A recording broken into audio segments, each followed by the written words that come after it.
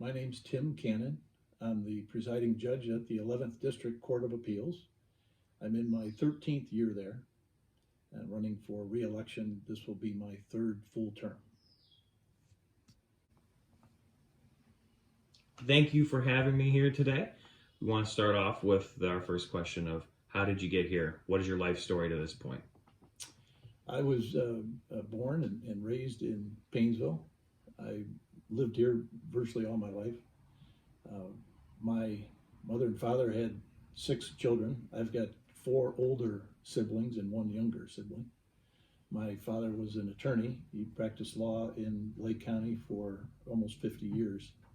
And for as long as I can remember, that's all I really wanted to do was follow in his footsteps. We practiced law together for over 20 years. And I married my wife Lisa in 1980. We moved into this house a couple months after we were married in 1980, and we've got 2 grown children, and we've been blessed with a couple of a great daughter-in-law and a great son-in-law, and they each have a child. Our grandchildren are 5 and 2, and they're wonderful. What motivates you in life? Well, I think my family probably is the biggest motivator. I really enjoy my work. The work at the Court of Appeals that we do is very important, and it's very important to try to get to the right result. The people who have cases that come before us, generally it's the most important thing going on in their lives, and it's very motivating for me to make sure we get the job done right.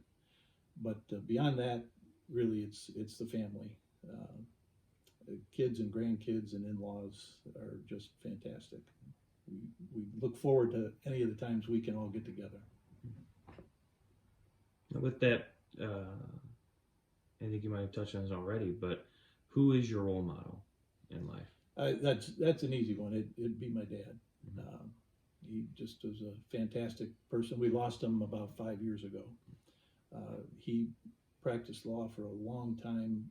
Unfortunately, had a stroke after a surgery and had to stop practicing law in 2001. But he was a great man as far as most people are concerned. I said it at his funeral. He was a guy that was nice when nobody was looking, and he just was. I think the biggest life lesson that he taught was he would always explain how easy it is to do the right thing. He said everybody knows what the right thing is to do in a given situation, and if you start going off the path, he said life gets difficult. But if you just do the right thing, he goes, life's not that hard, and he just and he lived by that. When he got sick and passed away, he died with such grace and dignity. He was prepared to die, and I know that the reason he was so graceful and so beautiful when he passed away is because he knew he had lived a good life. He knew he had no regrets, and he made it so easy on the rest of us when he eventually passed away, because he let us know he was ready and he was fine. So he for sure was the biggest influence on my life. What was the best phase in your life? There's been many good ones, but I would say the phase I'm in right now. Our family is blessed with good health. We have a wonderful support system within our family. I find the work that I do very rewarding. I'm constantly learning things and becoming a better judge every year that goes by. But so I would say right now, the phase that I'm in right now, James Taylor wrote a song somewhere along the line that said, "The secret of life is enjoying the passage of time," and I think you need to enjoy the moment you're in and really appreciate it. And so I would say that the best phase is right now. Everyone's favorite question: dogs or cats?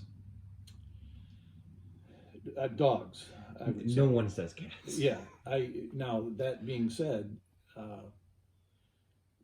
we lost our last dog 2 years ago, and this is the longest stretch we've ever had without a dog. Mm-hmm. Although my mother-in-law lives next door, and she has a beagle who spends as much time here as he does at his own home. So, but we do have a couple of cats, and but I'm a dog. We had a dog almost every year since we lived here in 1980. For about close to 40 years, we had dogs. Pretty strong in that camp, then. Pretty strong in that camp. Allow a few cats to hang around, but we've got a big yard, and I spend a lot of time outside, and the dogs are outside with me. They were always out with me. The cats, not so much. What is your favorite Ohio sports team? It's got to be the Cleveland Indians, for a number of reasons. I know many of the members of the Dolan family. The general counsel of the Indians is a friend of mine. But by and large, the most favorite aspect of the Indians to me was when my dad was sick. He never wanted to miss a game, and it was really enjoyable to sit down and watch the game with him. He enjoyed the Indians. Larry Dolan was an attorney of the same vintage as my dad. He knew Larry quite well, and he loved following the Indians after the Dolans took over the team. What's an ideal weekend for you? Good weather, and everybody together, the whole family. Our daughter lives with her husband and son in Washington, D.C., and our son, he's a lieutenant on the fire department in Ashtabula County. So not often do we all get together, but the ideal weekend for me would be if all of the kids and grandkids and in-laws could get together and spend some time. It doesn't matter where, as long as we were all together, that would be an ideal weekend. Very nice. What are some things you would want every Lake County resident to know about you? Now, you're running in a handful of other counties as well, the entire 11th district. But, your neighbors, your, cohorts here in Lake County, what would you like them to know about you that they might not already? I think it's really important to me to take the work that we do seriously. I would want them to know that I take it to heart. In every case, you just have to do what you need to do to get the right result. There are times when we actually make law in certain areas, and when we do that, we need to do it in a way that makes sense, that is consistent with the laws that we have now. And I think the thing I would want everybody to know is that I always try to get to the right result.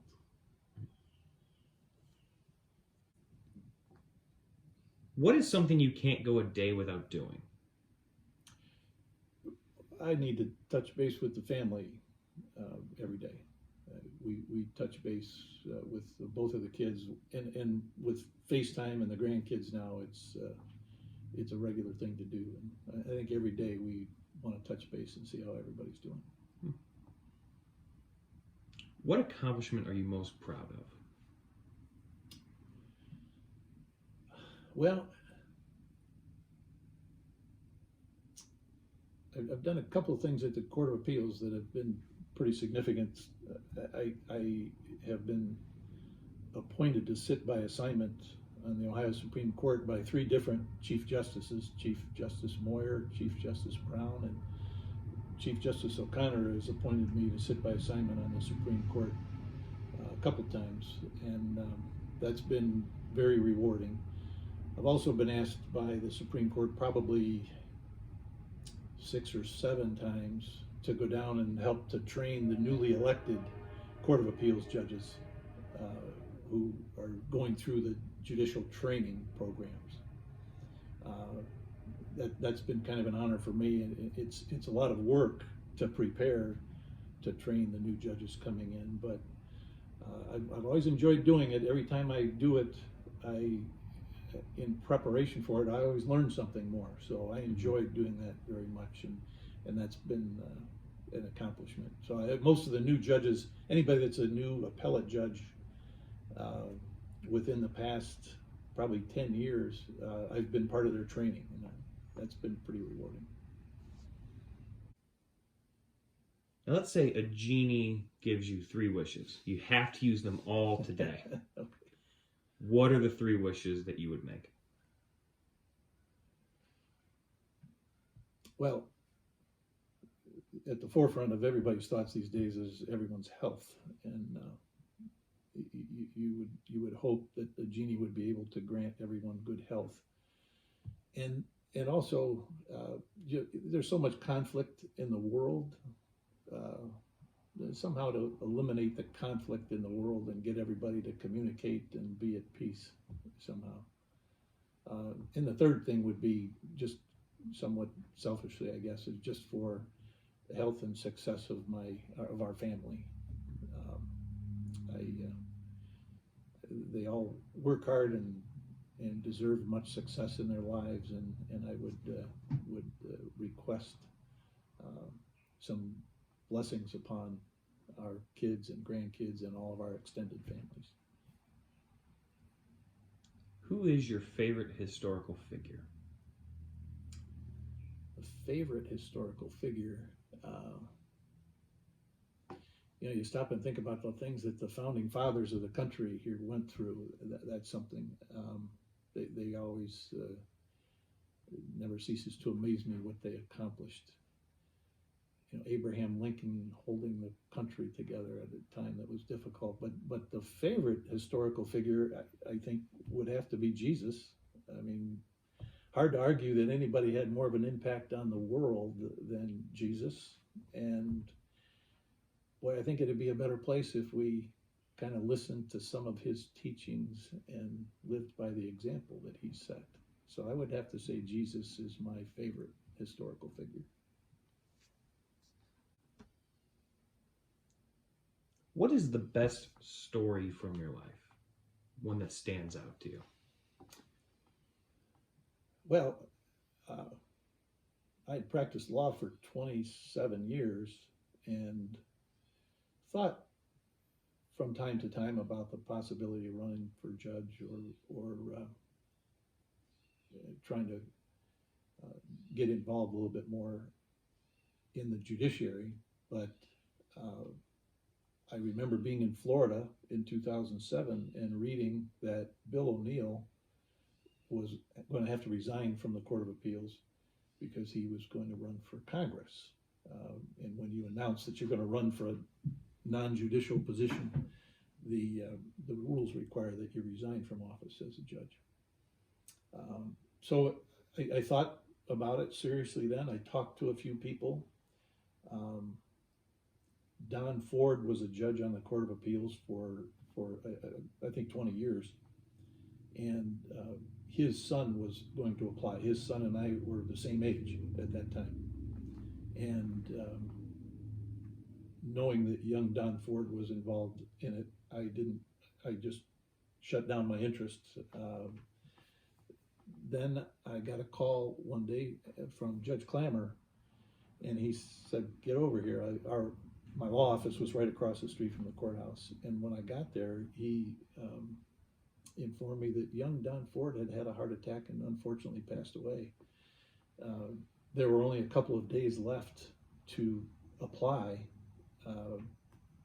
which I did then. I applied online. There were dozens of applicants. Governor Strickland had an elaborate appointment process. There was a committee of, I think, 11 people that interviewed the candidates.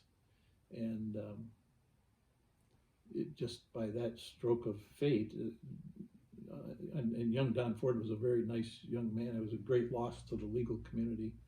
But if it were not for that twist of fate, I'd never have been appointed as a judge, or I'd never even would have applied. So that's a story that not too many people know. What is your favorite book?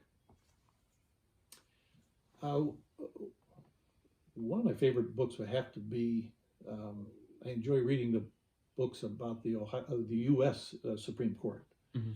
And my daughter went to law school at American University in Washington, and she had a professor there that had clerked for Justice William Brennan, Irish Catholic Supreme Court Justice.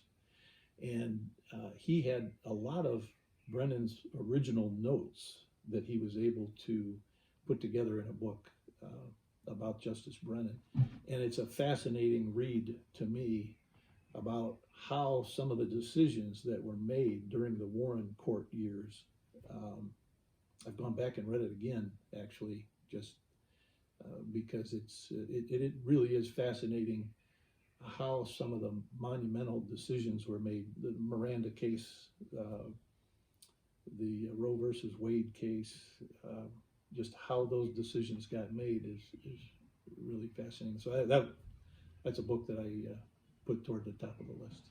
Very nice. What is one skill you wish you had? Oh, that's easy. I wish I was able to play an instrument. I might be the only one of my siblings who never really took up an instrument. My brother plays piano and sings for a living now. And, but my sisters all were pretty skilled at the piano, and it's something that I wish I would have stuck with. I took guitar lessons for a while as a young kid, but never stuck with it, and I kind of miss that.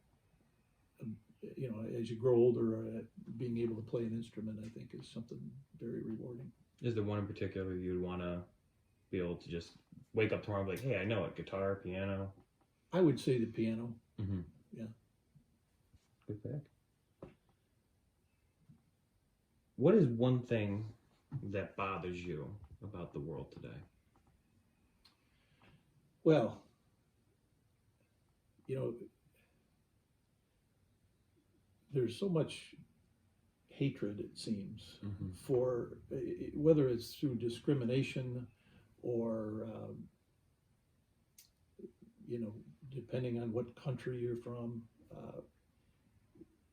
there just shouldn't be this much dissent and discord in the world. If people would just communicate better, it seems to me, you know, there's no problem that we can't talk through and work through if everybody's willing to try to work together. And, you know, the leaders of our country need to, I believe, communicate more effectively without being derogatory. Everybody wants to attack and attack and attack, and I think the news cycle might partly be responsible for that. You know, there's so much going on in the news. I listen, I'm on the road a lot. You know, the court is an hour away from here. And I listen to the BBC World News because it seems to be the only news that gives you what's going on in the whole world. And the world is a big place. But we really have to get rid of the bigotry and the hatred and the negativity in the world today. This is our last question before we go into our close. How do you wish to be remembered? Oh, I think, number one, somebody who loved his family very much. And number two, somebody who always tried to do the right thing. I don't need to be famous. I don't need to be anything other than someone who is remembered for being honest and fair with people. All right, we have reached the end of our interview today. Thank you very much. You're welcome. The last 6 questions I have for you. What is your favorite word? Favorite word? Family. What is your least favorite word? Hatred. What is a sound or noise that you love? My grandchildren's laughing. What is a sound or noise that you hate? My family crying. What is an occupation other than one you have now or that you've ever had that you would like to try?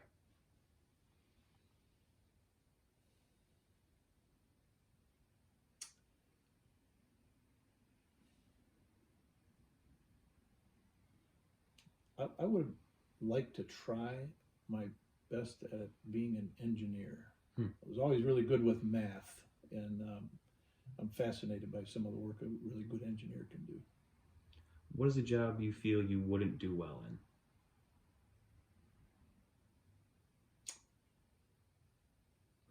I would not. I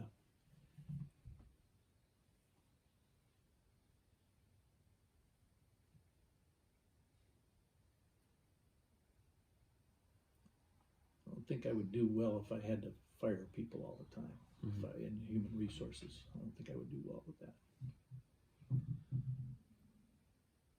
Final question. If heaven exists, what would you like God to say when you arrive at the pearly gates? Welcome home.